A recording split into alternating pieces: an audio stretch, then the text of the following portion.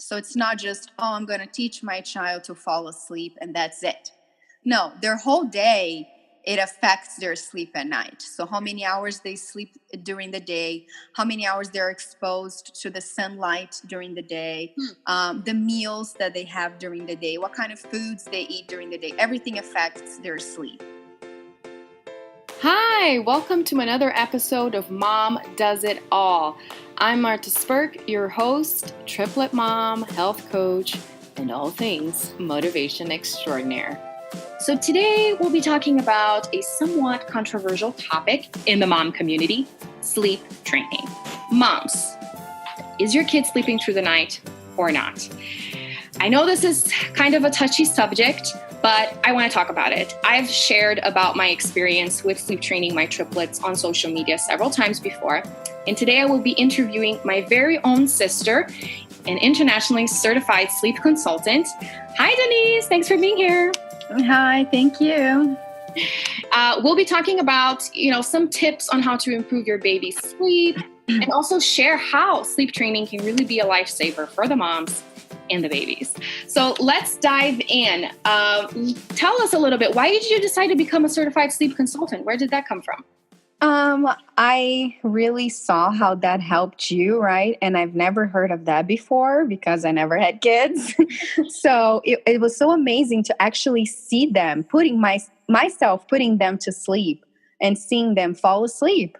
That was amazing. And they were so little and they were doing that. So that really, when I had my own child, I thought, I need that. I want my child to be able to sleep on her own so I can go about and do my things and, sleep through the night as well.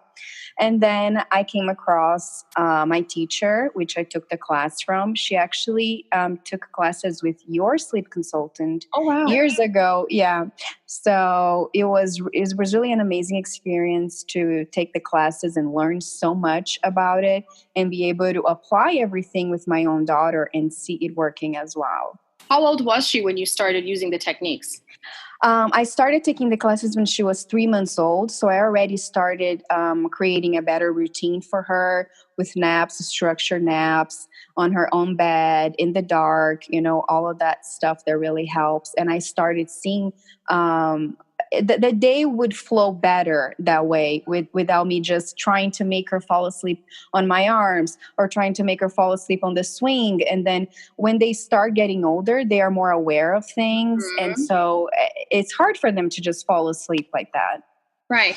And why did you decide to help other moms, like as a career? Why not just learn the techniques for yourself and your baby? Because I see how much it helped me on my day. I want other moms to be able to have that freedom during the day.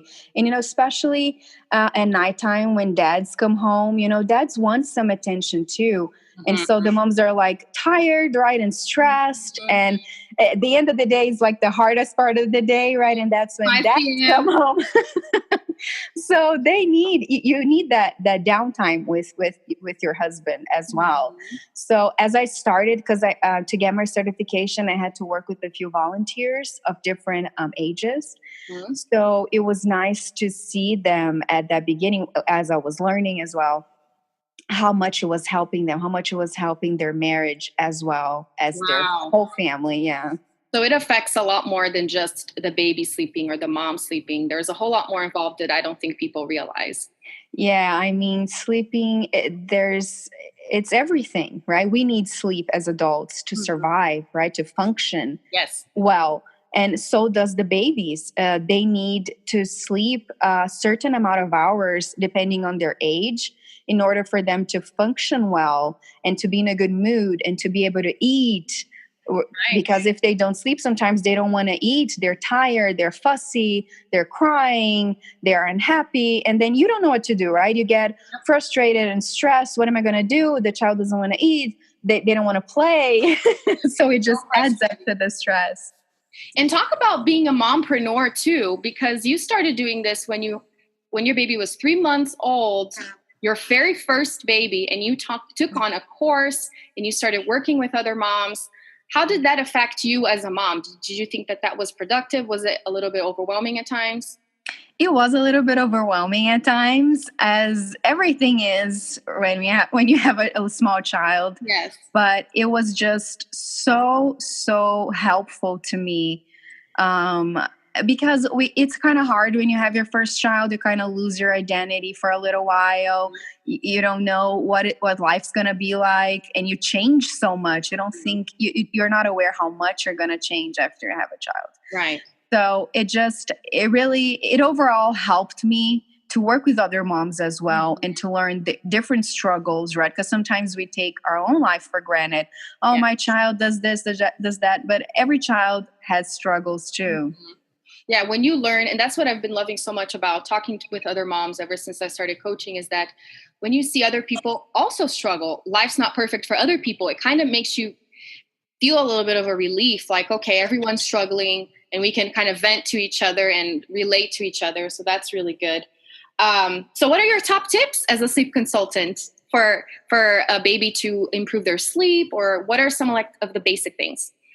Okay, so in order for a baby to sleep through the night, their day makes a huge impact on that. So it's not just, oh, I'm going to teach my child to fall asleep and that's it.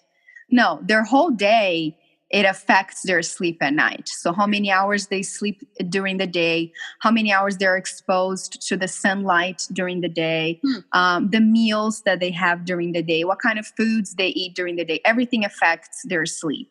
So we usually start by getting their routine, getting them into a proper routine that will improve their night's sleep and naps and times to eat and to play and everything like that. I like to say a flexible routine, right? Because we're not going to be able to follow it every single day, and that's okay. But it's just something that it's going to help you through the day. So that's the first thing we do, and then obviously we have to teach the child to sleep through the night. And there's different techniques. You know, a lot of people are afraid when you talk about sleep training, especially in the people that co-sleep and the attachment Parenting. Attachment parenting, because they think, oh, the cry it out method, I'm gonna have to leave my child crying for hours on end, and that's going to teach them. No, there's many really gentle ways that you can teach. And even if you're co-sleeping, you can teach your child to fall asleep on their own and to nap on their own. Right. You don't have to be there laying with them. So and one thing that you brought up that I learned and I had no idea is that sometimes we think, let's tire this child or make them go to sleep later because then they're going to sleep more. And that's not always the case. That's not true at all, Marta. A lot of people think that, and that will make them sleep less, and they're going to get overtired, and they're going to wake up earlier many times because they went to bed so tired. And that's another thing that's good that we teach moms is to observe your baby. You're going to learn how where baby is, because there's not every plan that we do is unique for their family. So you learn to see what are the cues. They're sleepy when they're sleepy. What are the cues so you can put them down? You know, you kind of start watching your baby and learning how they behave. Right. And we work with that to help them sleep as well. Okay. And so would you say that sleep training is necessary for every child? It's like, I think that's something your pediatrician should teach you. The same thing with breastfeeding, right? I think it's something they should learn and take the time, but it's not like that nowadays. So it really makes a difference, especially if you're struggling. You know, some babies, they sleep really good for their first months, and then they don't. Right. Because there's many different phases. When they get older, they start being afraid of the dark or monsters and stuff like that. So there are different things you can use to help on all those different phases. Right. Well, one thing that I remember that my sleep consultant said to me that made all the difference to me and gave me the strength to keep going was, no child is a hopeless case. They will learn what you teach them. If you're not teaching them anything, well, you're always teaching something, right? So it's just a matter of you making the decision and showing them how it's going to be, and be consistent, right? You can't just do something one day and then change it the next day. Yes, they need their days to be kind of predictable. It gives them a sense of security to know what's going to happen next. Know what's coming. Yeah. Okay. And so why is sleep? Well, you kind of said, we should learn this maybe like at a mom course when we take right. it, when we have kids. But why is it so important? Why is sleep so important besides what we already know? Well, we need to rest. Why is it so important for a baby or a child to sleep better? Besides, right, what I already said about their day, right, and their eating better and stuff like that, it helps on their development, especially in the years when they start learning to read and to write. It really affects them if they didn't have enough sleep before. My teacher, she started doing that because her son wouldn't sleep. He wouldn't sleep through the night. She read all the books and she was like, how am I going to make this child sleep? And he's like 7 years old and he still has learning problems because of the lack of sleep. So there's a lot of studies out there, and it can affect the hormones, the growth hormones, and even on obesity and everything like that. So it's so important for them to have a certain amount of hours and go to bed early. A lot of people make the mistake, and I did as well. I want my child to go to bed late so I can sleep as well, right? Mm-hmm. But they need the growth hormone, it kicks in on a certain time during the night. So that's why they have to go to bed early. Wow. So there are so many other things involved that we don't even realize. And a lot of it too is then misinformation, right? You just have to learn these things so that you can apply it. And having the support of a sleep consultant makes such a difference. I know it did for me. Yes, because we really want to empower the moms tell them you can do it. You can do it yourself. Yes. And so what are some resources that you have that people can go and check out? I'm working on my website now, and I'm starting to add a lot of information there on the blog side of it. And the website is sleeplearn with a Z, .wordpress.com. All right. And what can they find that? So the blog posts with some tips, the packages, how much it costs, what does it do, each and every package, because we have a package for pregnant ladies. It can help their sleep, and we already teach them the postpartum, what they can do, and newborns as well. So if you start creating good habits with your newborn, you might not even need to sleep train your child ever. Oh, wow.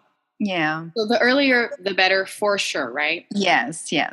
Because then after they create certain habits, it's kind of hard to change. It's still doable. It's not. Okay. It depends on the child. Yeah. The earlier the better, but it could be trickier, especially as they get older and they start speaking. And I could see that. That would be a lot more challenging. And we're actually kind of working together and partnering up to do our own little package with resources for moms to sleep train their kid. And once the kid's sleeping more, the mom has more time for herself, and they can work on, being more positive or trying to be more active, working on their nutrition. And all of that will also help the mom be more positive and pass that on to the child. It's amazing how everything that we do really affects our kids, and we don't really realize it until we start paying closer attention to that. And it starts with what we do for their sleep, right? Yeah, definitely. A lot of moms, they're stressed at the end of the day, and they just want the child to fall asleep fast.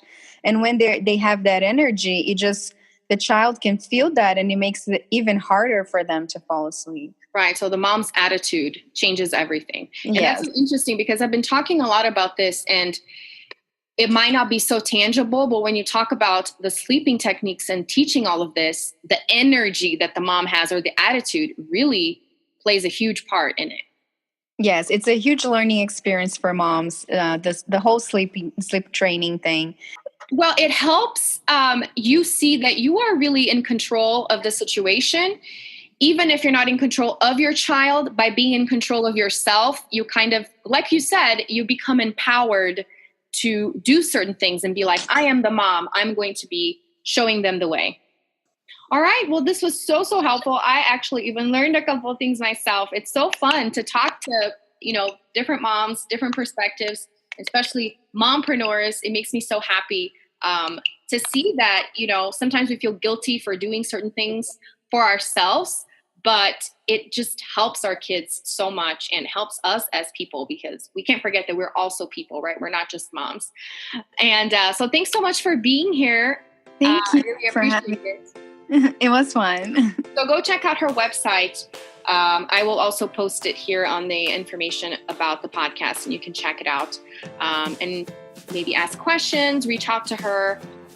Thanks so much for tuning in and joining us on another episode. I hope you enjoyed it. Again, if you want to connect with Denise, you can go on her website, sleeplearn.wordpress.com. I'll have that info on the episode in details.